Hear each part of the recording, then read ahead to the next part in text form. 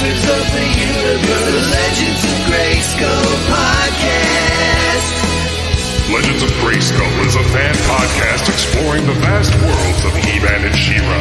Join Sean Scavarna and Matthew Duke as they discuss the history and mystery of Eternia and Etheria, diving deep into all incarnations of Masters of the Universe. Hey, you know who's back? It's the Legends of Grayskull podcast. Now that you know, let's go get ready for the show. It's the Legends of Grayskull podcast. Sit back and enjoy the ride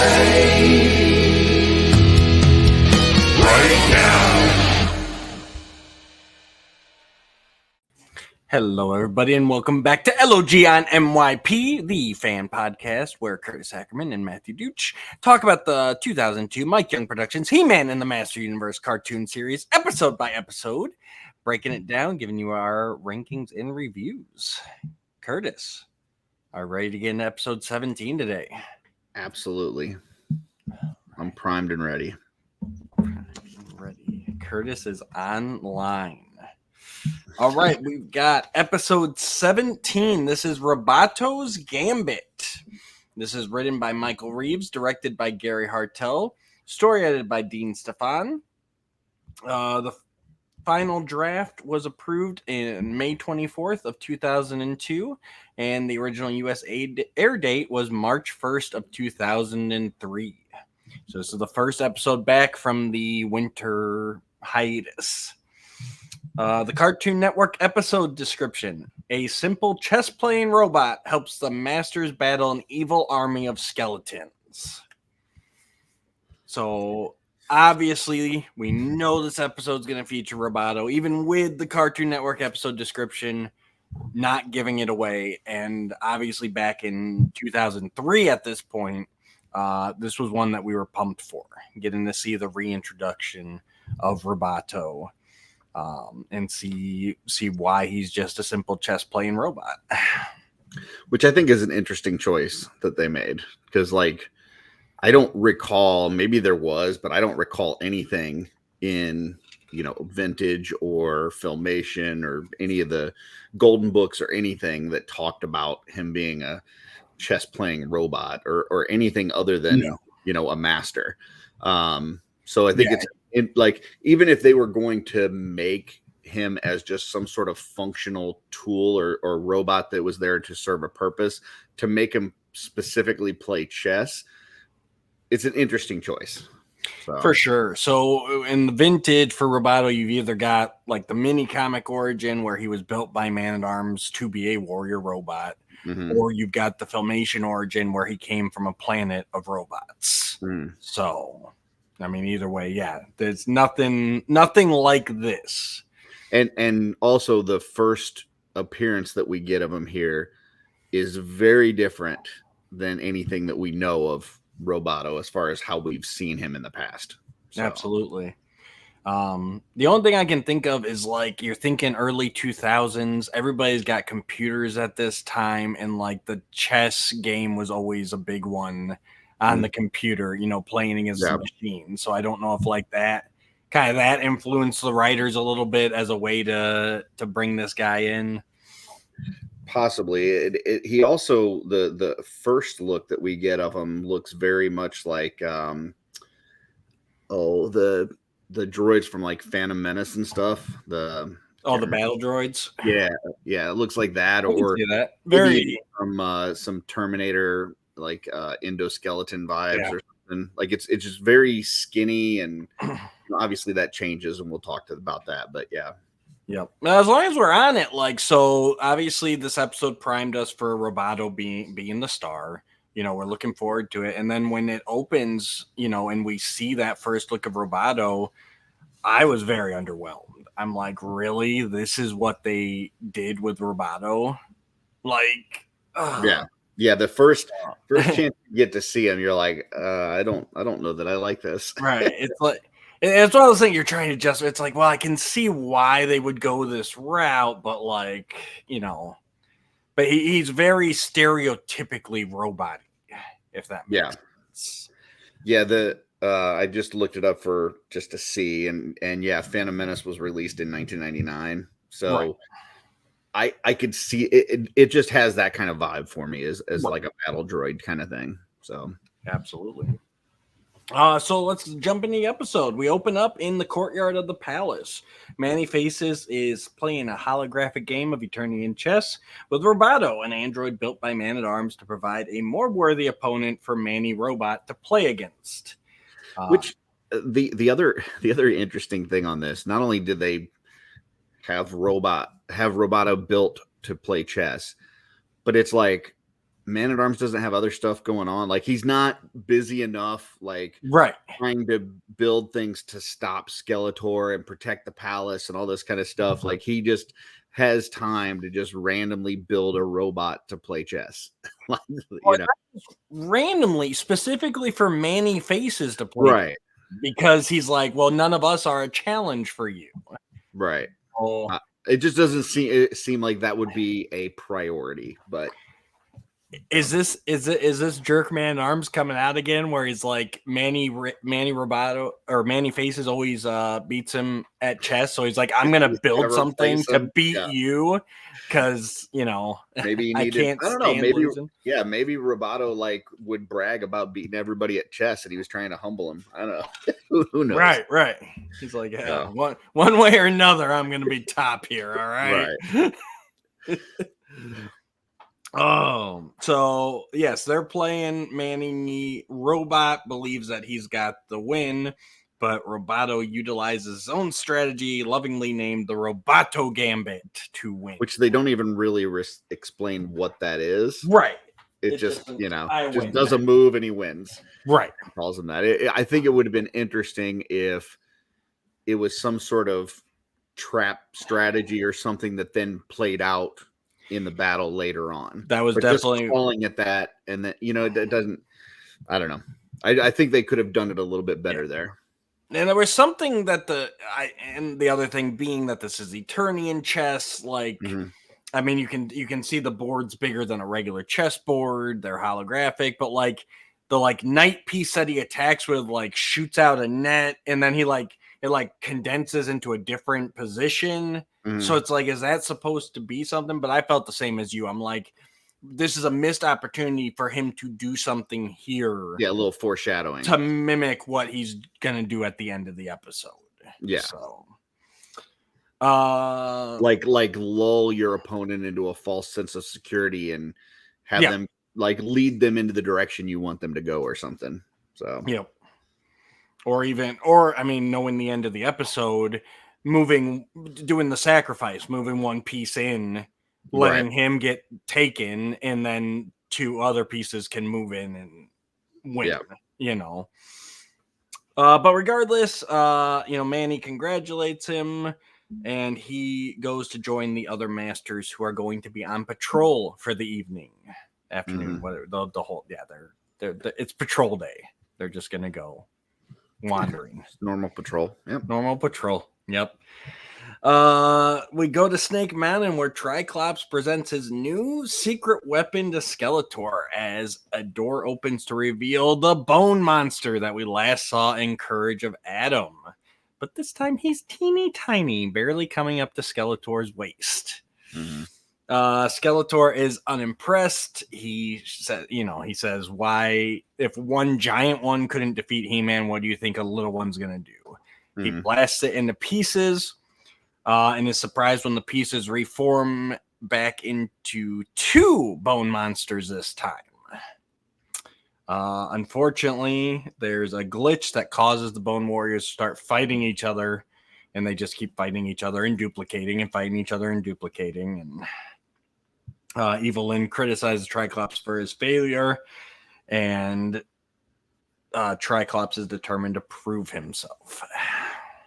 Yeah, it feels like as the series is progressing, Skeletor and his evil warriors are becoming more, boob-like, bumbling kind of.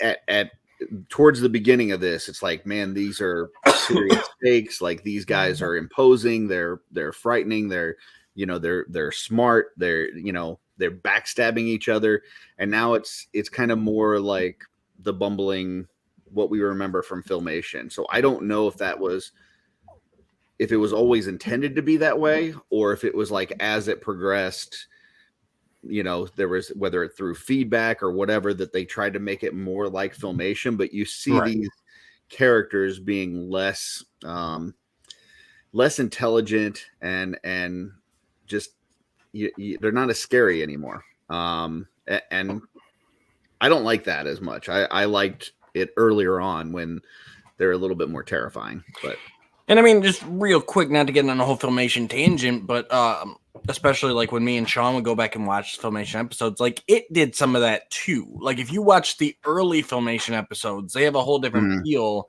than like late second season Filmation. Yeah. So it just kind of seems like what happens. I think it's hard for writers to keep up that kind of intensity, especially back in these days when you're looking at, 26 episode seasons. Yeah. It's harder to keep up that kind of level of intensity without actually having the villain win at some point.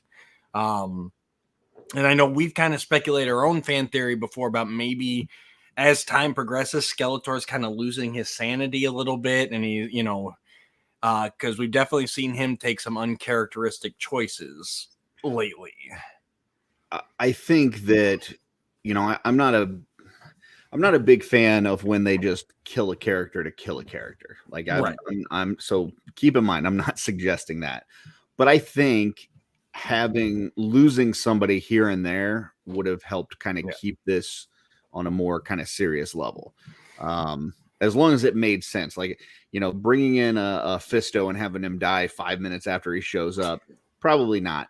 But like, if you actually make the death important and they're doing something heroic or something, I think that could have helped to maybe keep the stakes a little bit higher.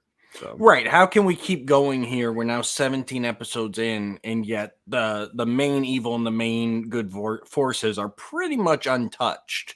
I mean, they've added 2, but like that's it, and I think that's maybe it's a side carry. Maybe it's like, okay, Buzz off. We've had a few episodes with him. We've kind of flushed out his race and stuff. We had the little thing between him and Stratos. Maybe we're not going to use him the rest of the series. Let's go ahead and write him a cool story and have a send off that makes, whether it's Skeletor or one of the evil warriors seem a little bit, more fearsome. Yeah, or even, I mean, I absolutely agree with that, but at the same token, even just maybe finishing a character story and moving on from them, where like I said, have a few episodes up in the Mystic Mountains with Buzz off, and then he, his problem solved, he stays with his people, and we just move on, but yeah, definitely, I think the villains, if nothing else, could use them losing some members here and there, and that's kind of what it's feeling like here. If anything, if nothing else, it feels to me like they're all getting sick of each other. They're all getting sick of the failures, right? And I think and that's why we're seeing a bit more of this. Like Triclops is going to take a minute to try and get out on his own when Skeletor doesn't appreciate what he's been presented with. Yeah. So, we join back up where Prince Adam and Tila, they are training. Of course, we are battle training, but it wasn't at the start of the episode.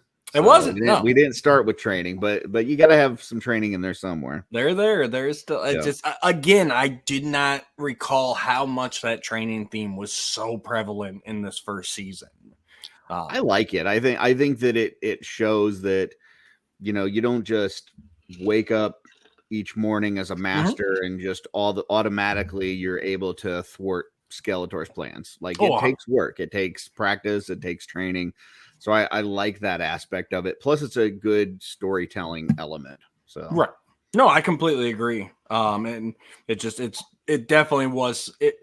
It's not happening again and again by accident. This is definitely them going like, here's the theme for Adam in the first season.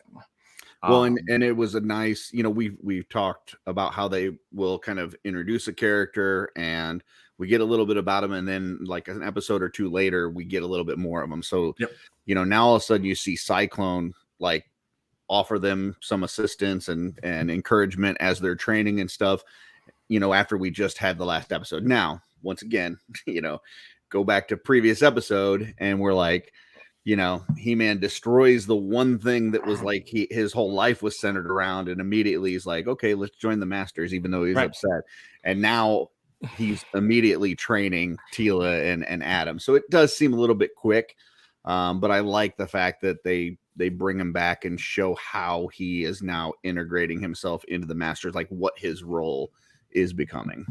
So absolutely. I love the moment when Adam and Teela are fighting, and Adam ends up taking her down with that slick, like he like flips her over, knocks her sword out, flips back with his sword. It's a great piece of animation. It's like, all right, like yeah, I mean, Adam getting to best Teela every once in a while is pretty nice to see. Like it would have been real easy for them to just have her win every fight between the two of them. So having him win every now and then is great. I will say though, this is one of my least favorite Teela episodes. Like she is just a jerk throughout this episode, and uncharacteristically jerky. Like I know she had her things in the first few episodes, but like this is a whole nother level. This is she immediately says, well, it's because Adam's stronger than me or whatever. He has more muscles. And, Cyclone says something about her being more flexible and not just physically flexible, but just, being able to look at things in a different way and stuff. And she just flat out gives him a whatever. Yeah. Yeah.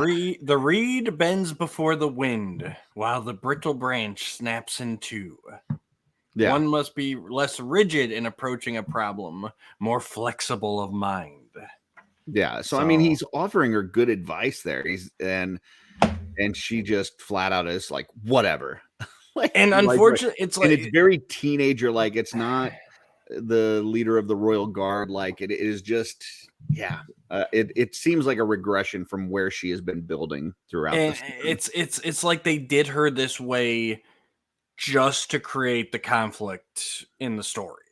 Yeah, like she is a victim. It does her character an injustice to do it. I see what the storytelling element is.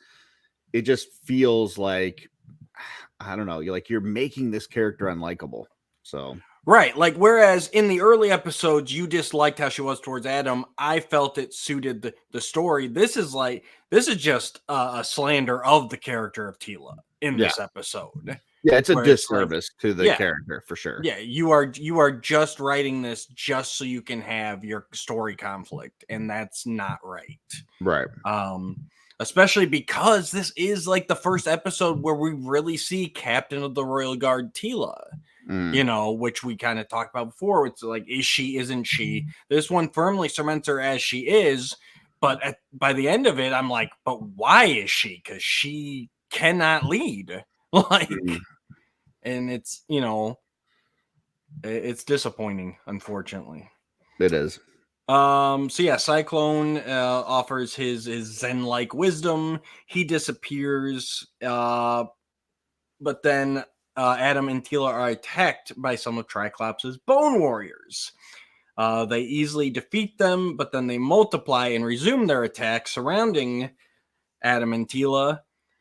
Cyclone intervenes just in time. He knocks them all out with his wind blasts. Again, duplicating. I was really disappointed in how long it took our heroes to realize. Yes. Like every time you take them down, they multiply. And so what do? You keep taking them down. It's like, I would think that at some point they would go, okay, either we need to retreat and regroup and think about how we do this, or we need to capture these folks, get them tied down or whatever, but not actually destroy them. Don't physically attack them. But no, they just keep blasting away. And it goes for pretty much the whole episode. They just keep blasting away, and it keeps multiplying and multiplying, and they just keep blasting more away. It's like, and at first, I don't know. At first, it's okay because like Adam and Tila fight a little bit, and it happens. Right. We're like, oh, wait. And then they get surrounded. And then Cyclone jumps in, not knowing what has Right. happened. And he blasts them all. But you think Yep. at that point, they'd be like, okay, now all of us realize what's going on here. Like, that Right. should have been it. Mhm. But yeah, Cyclone tells them to get back to the palace and warn everybody, and he'll hold the Bone Warriors off. Spoiler alert, Cyclone's going to hold them off by shooting them constantly. You ever get that you ever see that, especially on Facebook, the reel where it's like, the guy will be on the street, is like, do you want, $1 million right now or a penny doubled every day Yeah. for 30 days? And it's like, and Cyclone's the one who's going, oh, I'll just take the $1 million now because a penny doubled every day. That's nothing, as he's literally doubling the penny. Like, Yeah. oh, It's not a smart tactic, and it, it just keeps going. It, from Adam and Tila, then Cyclone, and then He-Man's going to get in the mix, and they just keep doing it, and it's kind of dumb. Right, and it could have been more interesting, like you said, for them to have to find a way to, like, okay, how do we deal with this without destroying them? Mhm. Like, how, especially with them marching towards the palace. Now you're dealing with a zombie herd type situation where it's like, okay, well, we can't kill them, but how do we divert them? Do we do, like, there's some interesting stuff in there that could be done. Absolutely. Back at the palace, they find that Man-at-Arms has taken the other masters. They're on all-day patrol. They put "Do Not Disturb" on the walkie-talkie, so there's no help coming. Again, the kind of these zombie movie vibes going on. They rally the Royal Guard, which is all that's left. Adam sneaks away in order to transform into He-Man, and He-Man tells Tila to remain at the palace while he joins Cyclone at the perimeter. Here's the other thing that really bugged me about this episode. And I get that the Bone Warriors are small, or smaller. Right. But Battle Cat is drawn to be the size of a freaking Hummer in this episode. He's big. I mean, even He-Man sitting on him looks like he's like down, like He-Man is like down in the saddle in this episode. It has bugged me since the original airing. And I'm just like, what are we doing here? Why is Battle Cat like 3 times the size of He-Man, like the height of He-Man? Yeah, I mean, it's, I don't know. There's just some inconsistencies. And I'm sure we've kind of talked about this, that they've had, whether it's different animation studios, different story writers and stuff, like working on these things. And there's just some inconsistencies. And sometimes it goes unnoticed and sometimes it's very obvious. Yeah, just weird that it's just Battle Cat. You know what I mean? Like, it's not even like they made He-Man bigger too. Like, it's very odd. So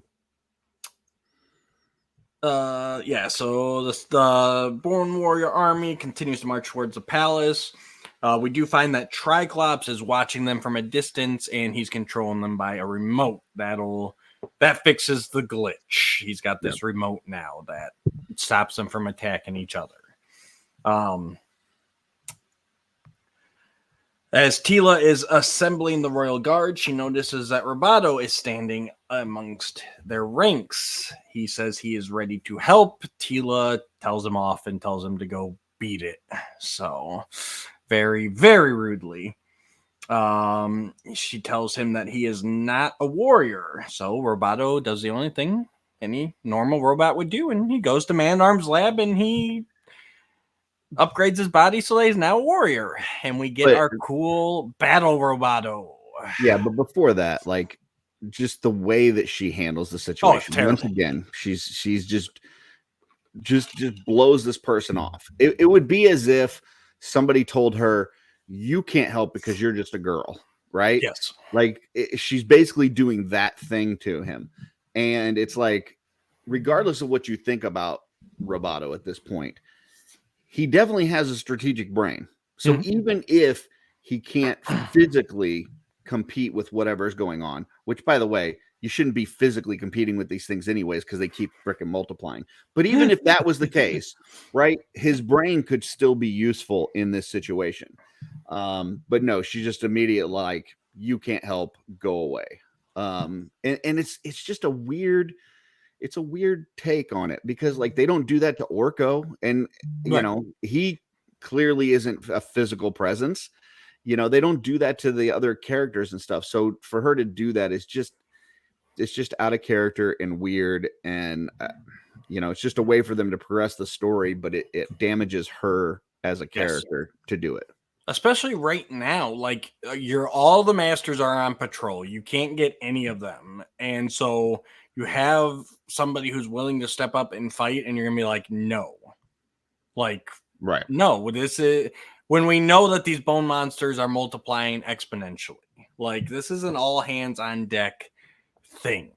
And you know, clearly, I mean, she knows because she just fought against these things. It's not like she's hearing this through word of mouth or something. She saw it firsthand that they multiply. So you know, you need some sort of strategic way to handle this situation. You need a good idea because just fighting them is not going to work. Right. So you'd think that you would be open to any sort of outside the box thinking and all this kind of stuff, but it's like, nope, we're just going to do with what we normally do, which is get the guards ready and, you know, all this and that. Which, by the way, I just want to side note, the attorney and guards look freaking awesome. Oh, I love the way that they design them in this series.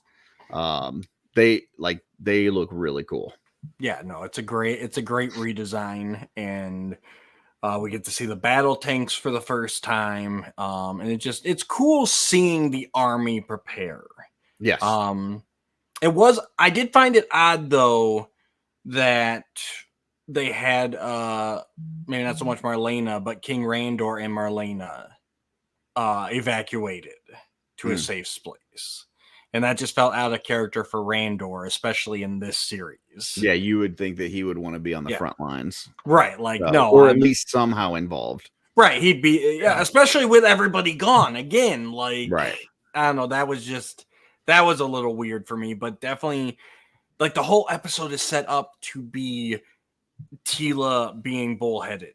And so they're like taking away all of those people who would, you know, she would normally listen to and take advice from.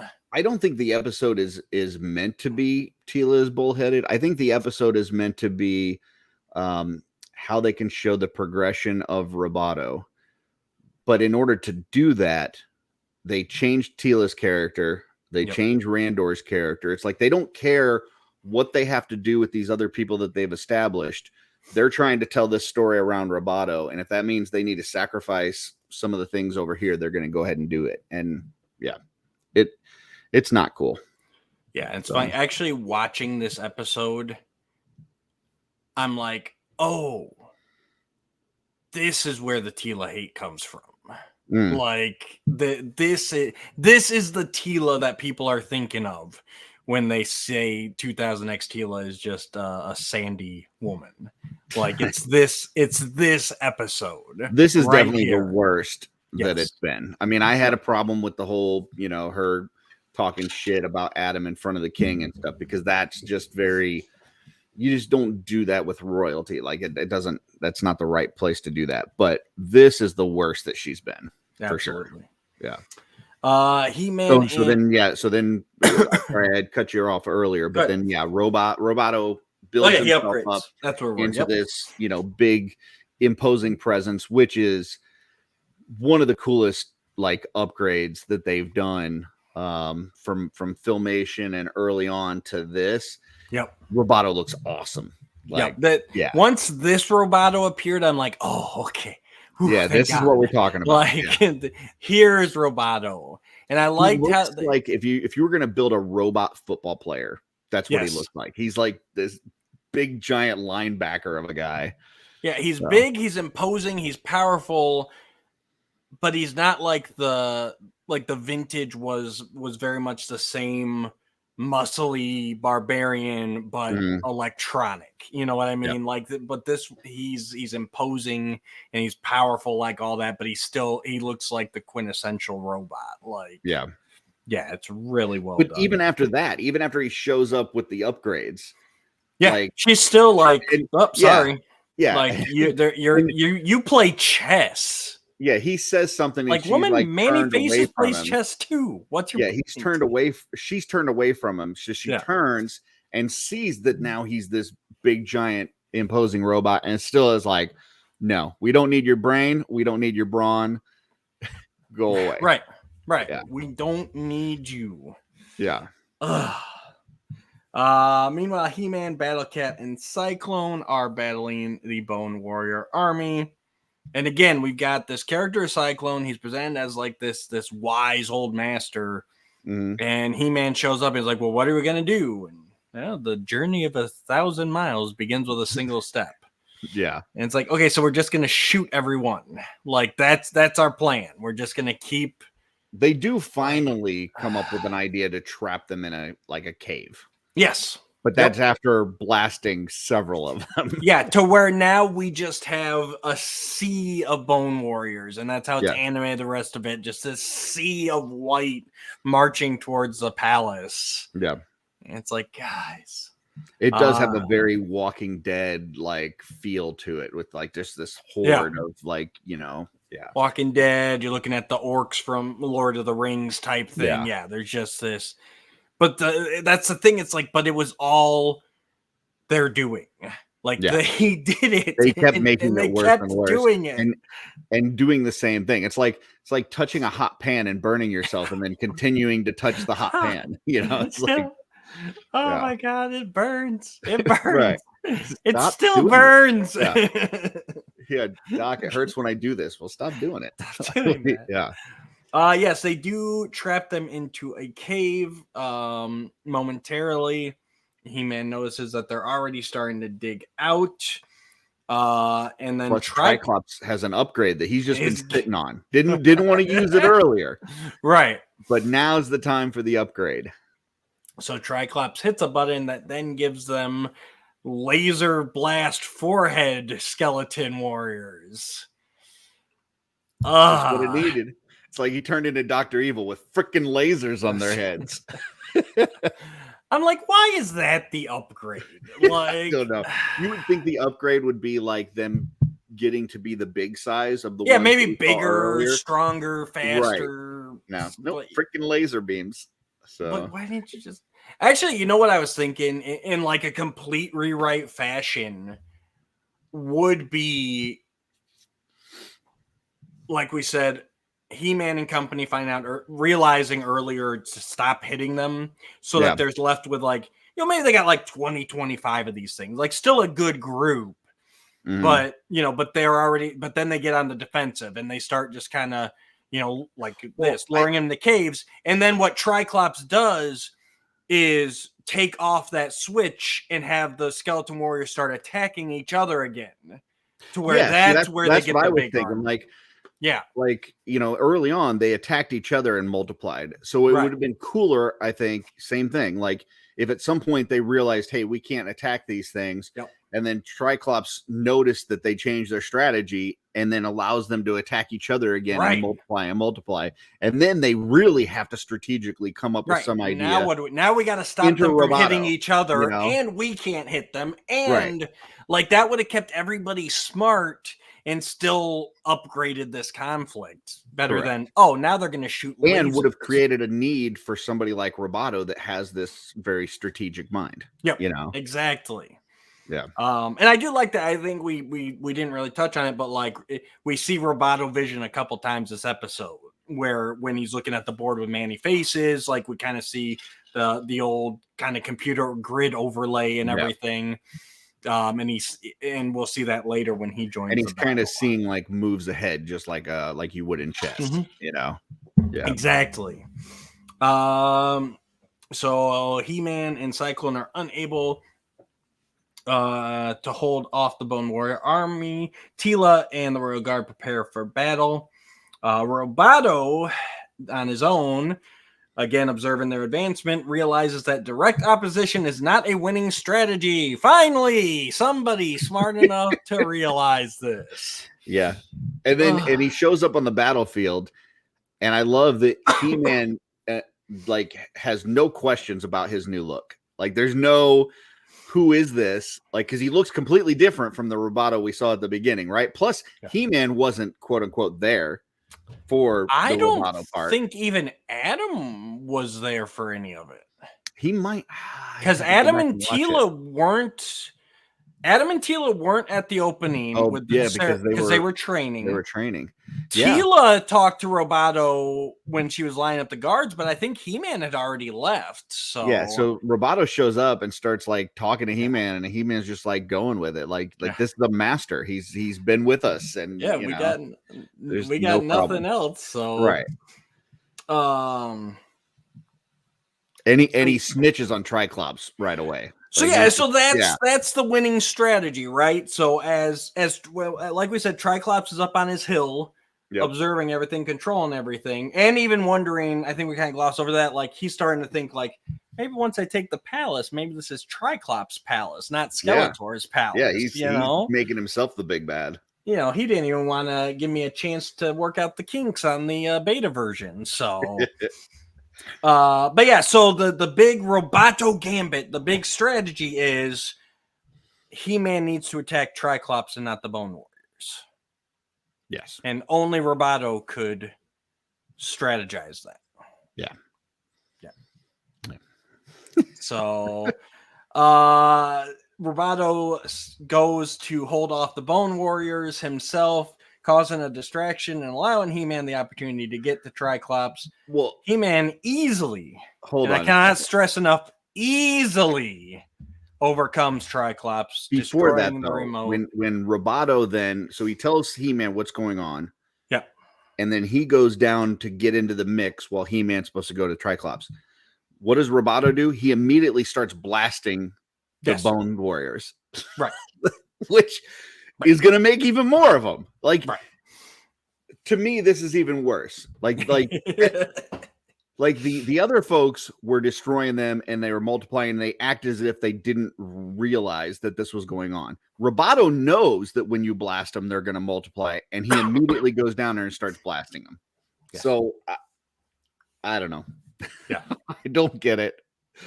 And then this whole episode is written as if the masters are just stupid, like they're just dumb. Well, there's no real threat at the same time either, because these Bone Warriors march forever. Nothing they're doing is really stopping them, and yet they never seem to make it even close enough to, like, you've got Tila and the guard up there like prepare, but like they never actually like get there. Yeah, it's like in Monty Python the Holy Grail, where Lancelot is running towards the castle, and it's just like 5 minutes of him running towards the castle. He doesn't get there. So yeah, it's like really when you break it down, like you look at all those palace scenes, and it's really just Tila snapping at everybody. Like there's no payoff to, you see her gathering the guard, you see her being the captain. You see all this stuff going on, and then there's no payoff to that because they never even get involved. Nope. So And then, like I said, once He-Man faces off against Triclops, he basically just grabs the remote and smashes it, and Triclops like, oh no. Spoiler alert, though, Skeletor apparently has another one just sitting around somewhere. So yeah. We'll talk about that later. But yeah, that was disappointing. It's like, okay, at least I get to see, because I always really liked He-Man versus Triclops. Like growing up, that was like one of my big matchups. I think because they both predominantly use swords. Like I always looked at Triclops as a sword master. So like I always envision them having these epic battles. And then but this Triclops in this episode is just the inventor, and he's like the great and powerful Oz once you reveal behind the curtain. Oh, don't look at me. Well, he did show off that he can apparently shoot rapid fire fireballs from his eyeball. Yeah. Just FYI, because I don't know that we've seen that so far in this series. Like we've seen certain blast effects and stuff, but this is like fireball, like right out of his eye. So that was interesting. Yeah, still could have been cooler. Yeah. With the battle over, wait a minute. One more thing. So like Battle Cat was just chilling nearby. Like he was not in the fight. Like He-Man's like fighting up to Triclops. Right. And Battle Cat's just chilling until He-Man calls for him, and then Battle Cat jumps on him, which knocks the remote loose. So maybe that was the Roboto Gambit, was the Battle Cat jumping on Triclops. That's what Roboto came up with. Yeah. Maybe he told him that, and we just weren't privy to that information. Oh, it's bad. The battle over, Triclops is taken away by Skeletor, who informs him that the two of them need to chat. Mm-hmm. On the battlefield, Teela finds a heavily damaged Roboto, who, before losing power completely, tells her that it was a privilege to serve. Which now is just like the dagger into her heart. Yeah. As if she didn't already feel like she was like this big piece of crap. Then, like, he delivers that line, and it's like, oh, wow. Cyclone was right. I am inflexible. I'm a piece of shit. So, yeah. It's another one of those things where, but it also still kind of comes up hollow because the Royal Guard and her never got into the battle. Right. So it's like, yeah, I don't know. It's like this moment where she's supposed to realize that she should have been more willing to accept him and all this and that. But it just feels, like you said, hollow. It feels kind of empty because it's not a real revelation or something that is improving her character. Like she was already there before we started this episode. Like she was already at that level, and then you like took her down to tell your story, and then now you're trying to bring her back up. It doesn't land. It's not good. Yeah. But she is upset that he's all destroyed and stuff until Man-at-Arms reveals that he's fixed him and he's back good. Online. Everything's fine. Teela doesn't have to have survivor's guilt anymore. Right. And back at Snake Mountain, Skeletor confronts Triclops for executing the plan alone, even though Skeletor poo-pooed all over the plan earlier and wanted nothing to do with it. He accuses Triclops of wanting to seize the power for himself. Triclops denies this, and Skeletor dismisses him, only for Triclops to find the door to the throne room blocked by a group of bone warriors waiting to attack him. And Skeletor reveals that he's got his own remote that he's just been sitting on the whole time. Right. And, and it falls under the classic issue that we have. Most of the time it's, so why don't you just go out and do this again? Like, yeah, but hide the remote better. Yeah, I mean, don't know. I don't know. Moral? Do we have a moral? Yeah, moral. It's important to be flexible in mind and body. The common way isn't the only way. Be open to new ideas, which, I think lands for this episode. It's a good moral for people. To not get so rigid and stuck in your ways that you can't think of a new way. So I do like that part of it, but the rest of the episode kind of it's rough. So, and it's like it's almost there, but the problem is they didn't really find a new way. They had the bones of a good story, right? Yeah. I think if you play around like we speculate, if you kind of play around with how those pieces come together, how they attack the problem, and ultimately coming up with a better, like, Roboto being like, no, this is how we need to do it. Like, but instead they just keep blasting for 22 minutes. So, curious translations of the episode title. Let's hear this. Again, my flawless German and Italian you'll be privy to today. So in Germany, this episode was Ein flexibler Geist, which translates to a flexible mind. Okay. So that in that regards, it would make it sound like it's more about Teela than Roboto. Right. Oh, okay. And then in Italy, we have La Mossa Vincente, which is the winning move. Okay. Yep. Which we never really see played out, but Yeah, it's He-Man crushes the remote. Unless it's a Battle Just like Cat on just the sitting there chessboard. chilling until he gets an opportunity to attack Triclops.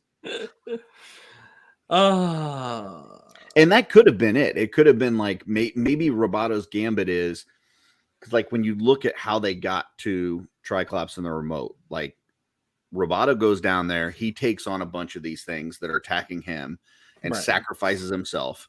Then He-Man charges towards him. The rest of the ones, the bone monsters, go towards He-Man, which now leaves Triclops undefended, which means that Battle Cat can take him out and knock the remote loose. So had they early on in the episode with the chess played that out where you sacrifice one piece, you sacrifice another piece, and wow, here's this third piece that takes it out, then it's like, okay, this episode makes sense. And now Roboto is really kind of the hero of this thing, not only for thinking through that strategy, but for also putting himself at risk. Yeah, I think it could have been a lot better. And then, you know, I obviously ease up a little bit on the Tila jerkiness. So absolutely. All right. I think that means it is time for our Power Sword ranking. So for those of you who are just hearing the rankings for the first time, we have 3 Power Swords at the best of the best. Perfect episode. We have 2 Power Swords. That is an above average episode. We have 1 Power Sword is a good episode. We got the Cosmic Enforcer. That's right down the middle, neither good nor bad. Then we've got the Havoc Staffs. 1 Havoc Staff is a bad episode. 2 Havoc Staffs is worse. 3 Havoc Staffs, that episode should be banished to Despondos, never to be seen again. Curtis, what are you giving the Gambit?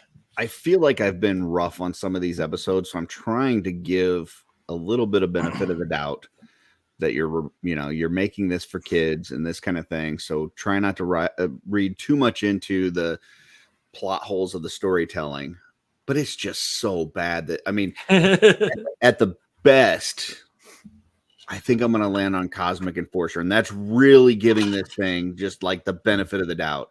I did like the part with the training at the beginning. I like the part with Cyclone and the moral. I think the upgrade to Roboto is awesome. Those are the good things, but there's just the storytelling element, the fact that they never learn to stop attacking these things, the jerkiness of Tila, it's just Cosmic Enforcer is the best I could possibly land on this thing, and that's what I'll give it. That's a lot of grace that I'm giving there to land on that. So actually, I'm right there with you. I'm a Cosmic Enforcer for this episode, and pretty much for the same reasons. The upgrade of Roboto is amazing. I like what they do with this character in this series. I like seeing Cyclone in the mix. We're learning a little bit more about him. He's taking on the Zen Master thing. I want to like this episode. Like, I think it's got really good bones to it. But they just, for them to assassinate Tila's character in this episode is really what brings it down for me. I could forgive the plot inconsistencies. I could forgive the hacking and slashing if Tila wasn't so out of character. And it's just for the reason of like driving the story forward. Like, no, we don't need to do that. There's better ways. I think, and this is more just kind of a take on writing in general or storytelling. I think there needs to be like one person that's overseeing all of it, so that even if you have a different animation studio, you have a different writer, you have a different whatever, that you have one person that's going, okay, this feels out of character here. This is not the direction we've been going, and can kind of level set with those individual stories. And it just feels like that's lacking throughout this series, to where you're getting a lot of these inconsistencies and yeah, it just feels like there's a lack of overall direction, and it was really more like, hey, you're going to do this episode, you're going to do this episode, you're going to do this episode, but they don't talk to one another about what they're doing. And what's weird is that we actually had that. Dean Stefan story edited every single episode of the series, even if he didn't write it. I don't know what he was doing then. And then all of the episodes are directed by Gary Hartel, if you haven't picked up on that. Like, he was the director. Like, he had assistant directors, but he was the director. So we had, on the animation side, we had the one guy all the way through. And on the story side, we had the other guy overseeing everything. So it makes it even weirder that these kind of episodes happen. Yeah. It's just like, what are we doing? And it just feels like there's not an overall direction. Yeah. You know? So, yeah. And the last issue I have with this is the fact that, again, we've got an evil warrior who this is supposed to be like their episode, and yet they take a back seat. We've seen it with Merman already. Now with Triclops, like, this is supposed to be the Triclops episode, essentially, but he's just hiding on a hill with a remote.